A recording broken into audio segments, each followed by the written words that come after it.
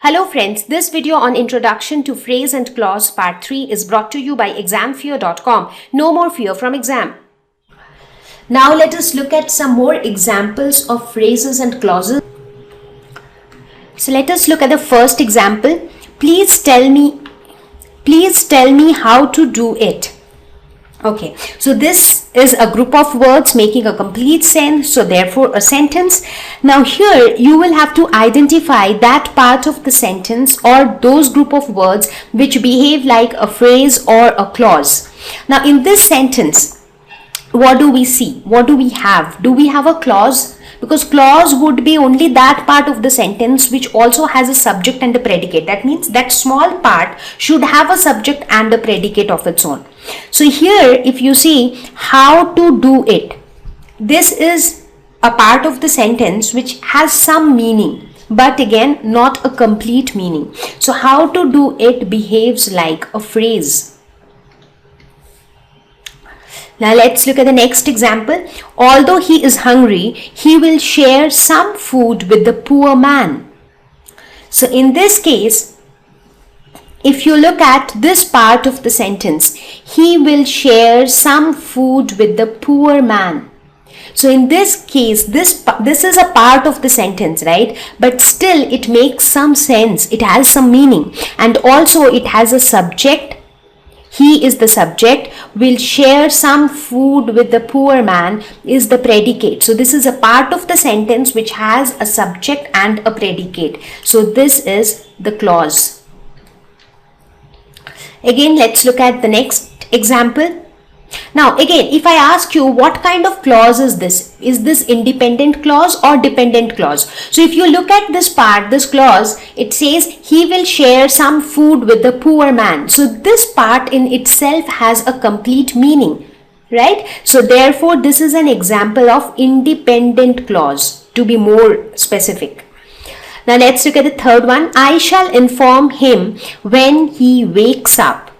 So here if you look at this part, when he wakes up, what is this? Is this phrase or clause? So if you look at this part, this has a subject and a predicate. So here he acts as the subject, wakes up acts as the predicate, right? So it has a subject and a predicate and therefore it is a clause. Now which type of clause? So if you look at the clause, when he wakes up, it doesn't have a complete meaning. So for the complete meaning, the clause is dependent on the first half of the sentence. So therefore, this is an example of dependent clause.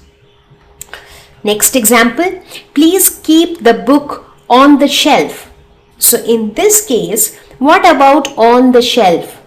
So if you look at on the shelf, it has some meaning but not a complete meaning, right? And also if you look at it, do you have a subject and a predicate? No, you do not have it. So this is an example of phrase.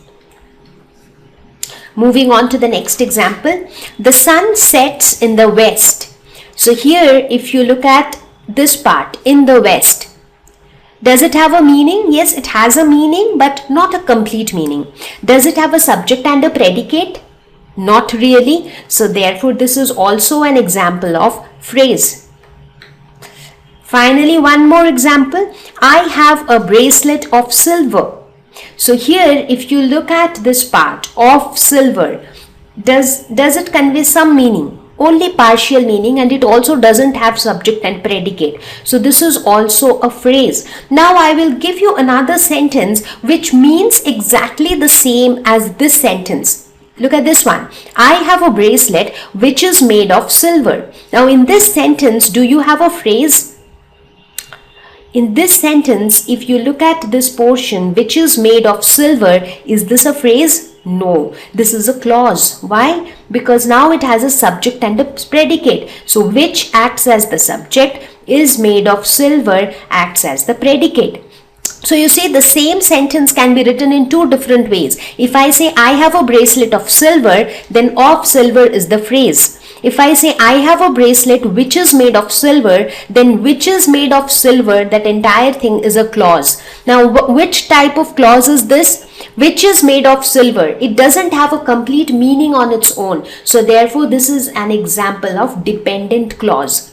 So I think with these examples, you got the idea of phrases and clauses better. Now, why do we use phrases and clauses? Because every time just writing a simple sentence is not enough, right? So we basically try to combine multiple sentences in one sentence. Similarly, many a times we want to express our feelings about locations or positions. So there we make use of preposition, and that is where comes into picture the phrases also. Right? So when you have phrases, you can make use of those phrases in multiple sentences, right?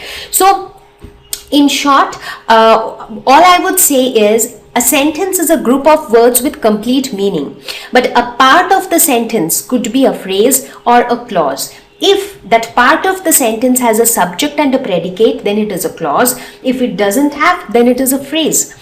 If a clause has a complete meaning on its own, then it is an independent clause. And if a clause is dependent on the other half of the sentence for its complete meaning, then it is a dependent clause. So this would be the gist of this lesson. So I hope that this lesson would have helped you. So try to practice more exercises that would help you to gain confidence on the concepts, and see you all in the next lesson.